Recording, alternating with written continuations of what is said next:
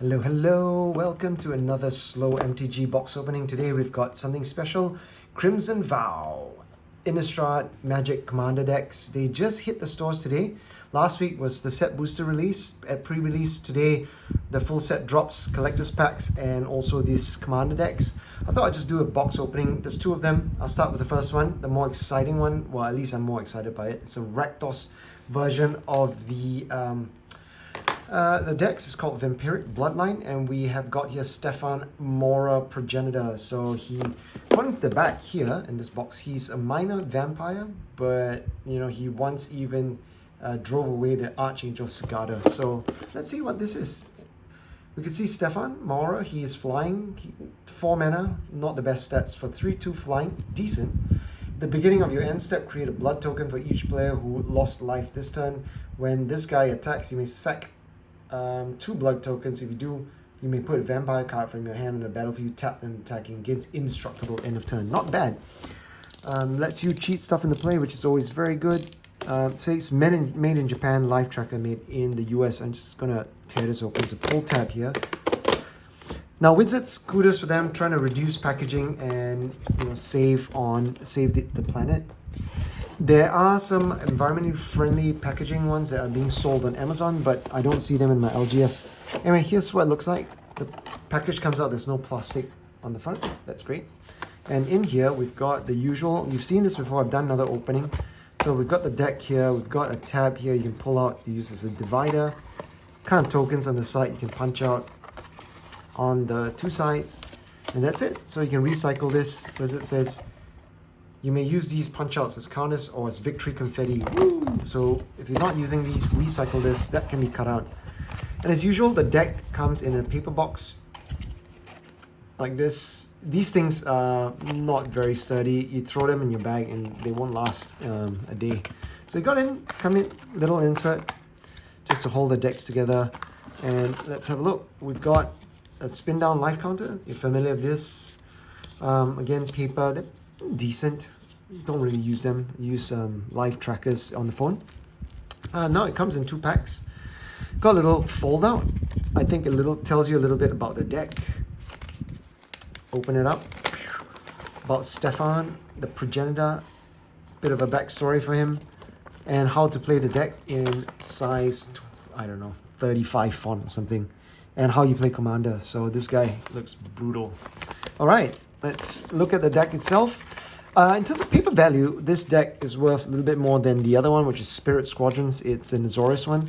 So I'm going to try to open the deck in a bit. So as usual, it comes in this cardboard version that's got sort of an etched foil thing going here. And it's got a magic back. And it's thick. It's like a thick piece of card. So I guess you could use this as your commander. You won't shuffle him in, but it's pretty sturdy. It's nice. I use them for my Wilhelm commander. So I've got 2 of these packs to tear open. Let's start with the first one with our bad boy himself. Plastic. More plastic. Get rid of it. Fresh card smell. You know, the Made in Japan cards smell different. Out the box, it's a little bit damaged at the top. Wizards, come on, look at that. A little bit of a nick at the top there. Oh well, that's fine. Well, it's not fine, but what can you do? Slightly pringled as well. So we've got Strefan, Maurer, Progenitor with a nick. And then you've got a couple of foils here. They used to give more foils, but right now I think there's only 3 foils maybe, or 4 foils. We've got Timothar, Baron of Bats, also nicked at the top. I think it was probably hit on the way in. Anyway, this guy is a legendary vampire noble that is pringled. It's got ward, discard a card. Something weird with the printing. You can kind of see a sheen on there. Anyway, very dark. Can't really see his face. So whenever another non-token vampire you control dies, you may pay 1 and exile it. If you do, create a 1/1 bat creature token flying gains. When this creature deals damage to a player, sack it and return exiled card to the battlefield tapped. Alright, not bad. A lot of recursion. This, of course, Blood Tithe Harvester came out in the recent set. I won't go through every single card, but just some of the key ones. Blood Artist is an uncommon. Been printed a couple times, but it's like a $5 card or something like that. Because obviously it's a sec outlet. It drains people. Well, with a sec outlet, it's a game-ending thing. You can just kind of keep draining, pinging people, gain life. Drain. yeah, here we go. Reanimator, couple of vampires, lots of vampires. This has got a good mix of removal.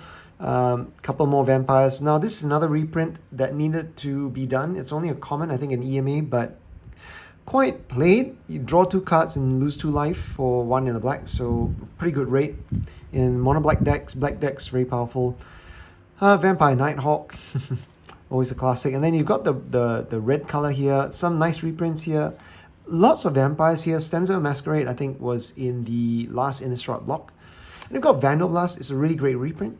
You saw it in Time Spiral Remastered, but you know, in Commander, everyone's playing Mana Ramp and Rocks. So this is a really nice one to put out because you can overload and blow up all the artifacts, or you can spot remove 1 artifact. I'm really disappointed the printing. You can see here the edges here just are not trimmed properly. Looks like a dull blade got to it. Anyway, so Rakdos Charm, Mortal Spell, powerful. Here's a Vampire Soldier, first strike, and then it's a Lord. It pumps other people. Stromkirk Captain. God, this is now a classic staple already. Arcane Signet came out in Eldraine. I can't remember what they called them. Not the commander decks. Basically, it's sort of like pseudo commander standard. Oh my god, it eludes me. Anyway, it's in those decks, now a staple in all commander decks. Couple of ramp here, charcoal diamonds, fire diamonds, not the best. They come into play tap.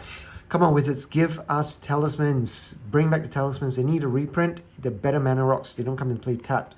And they are painful to use, but they do fix your mana. Commander Sphere, bit slow. Signet's always good. Soul Ring, Swiftwing Boots, that's good. Obelisk, meh. And then you've got the mana base here. I'm glad they put the lands together as usual. Ubiquitous command towers, rainbow lands, mirrored landscape for ramp, couple of fixing, and then bounce lands. These are nice. They come into play tap. And love it, hate it, Temple of False Gods doesn't happen to land 5 or more. And of course here, this is Unclaimed Territory from Ixalan. So tribal rainbow land. I don't know. Some people stand by this. Some people hate it. And then you've got a couple of basics. Here we go. Crimson Vow. At least they're all matching. I kind of don't like it if you don't have the matching land. So you've got mountains, and of course you've got swamps. And let's try to open this other one. These days I kind of hope to find misprints. If you want to ruin the cards, give me really ruin the cards so they're worth something, right? So anyway, looking at all the rares, some of these are new ones. I can't remember what's new, what's not. But anyway, we've got Crossway Troublemakers. I won't go through every single card. If you want to, I think Gavin Verhey from Wizards makes really good explanation videos. He talks about the development process and the rationale or intent behind each card. So I'll just talk about some of these. This one's a pretty good one. It's a game-ending one.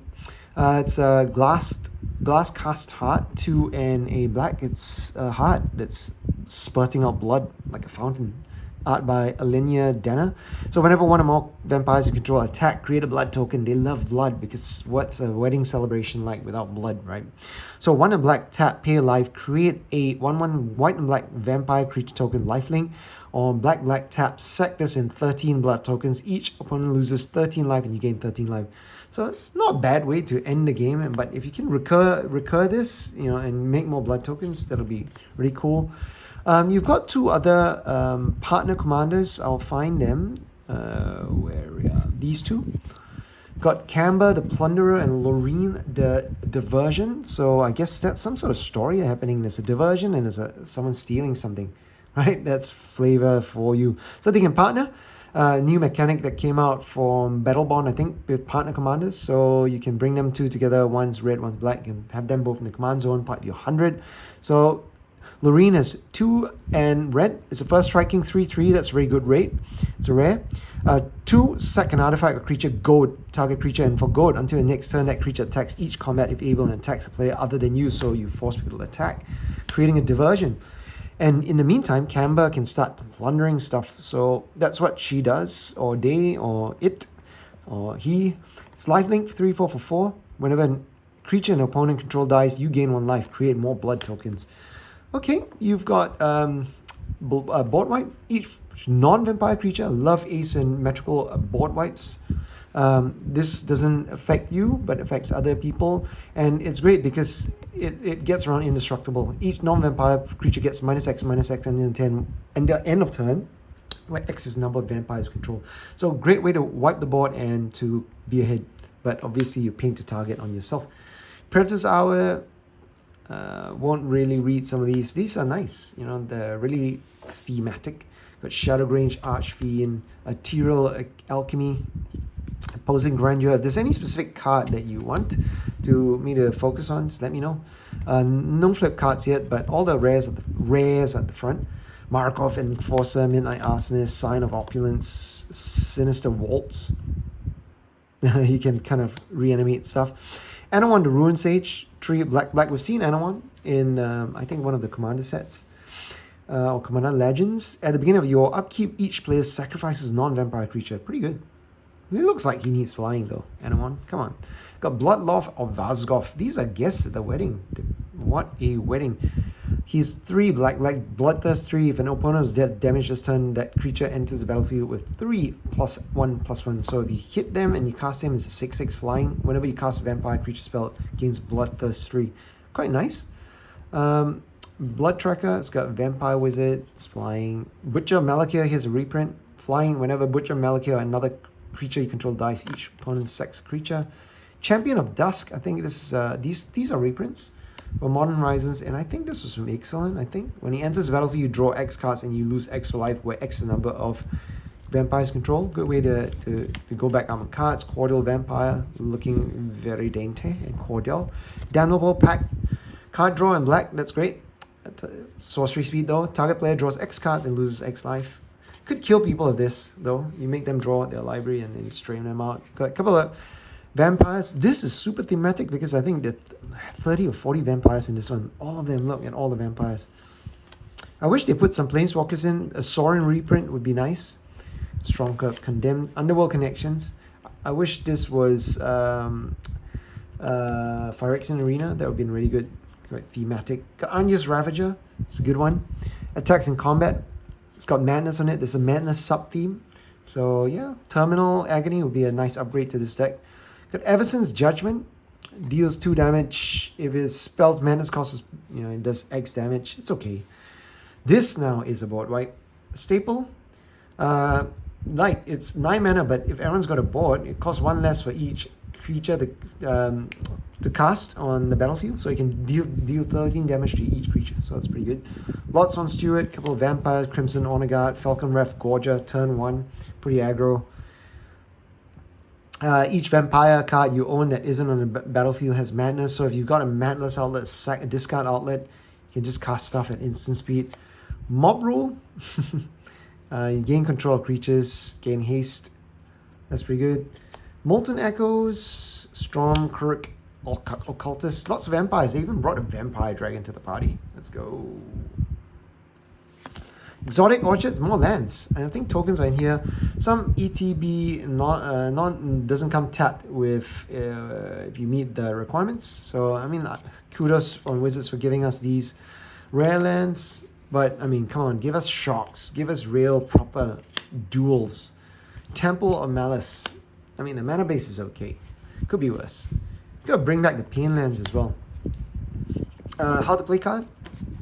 Got blood tokens. Like I said, there will be blood. They've given you, I'm hoping to give 13 because of that glass cask. 1, 2, 3, 4, 5, 6, 7, 8, 9, 10. And then behind you've got bats. Someone makes lots of bats and you got treasure. Look at that art, crazy. An eyeball. And then you got vampire 1/1 lifelink tokens. That's it. No planeswalkers in here, but nice little deck. Could put our dear friend Strefan on the front. And thank you for watching. Tell me whether you like this deck. Are you going to get this? This looks like it's going to be fun out the box. I enjoyed it. I definitely had fun with the last set of decks with Wilhelm in particular. He was a really nice commander. And stay tuned. I am going to make a second video where I open up Spirit Squadron. So yeah, smash the thumbs up button, subscribe, share this with your friends, and come back for more. Bye.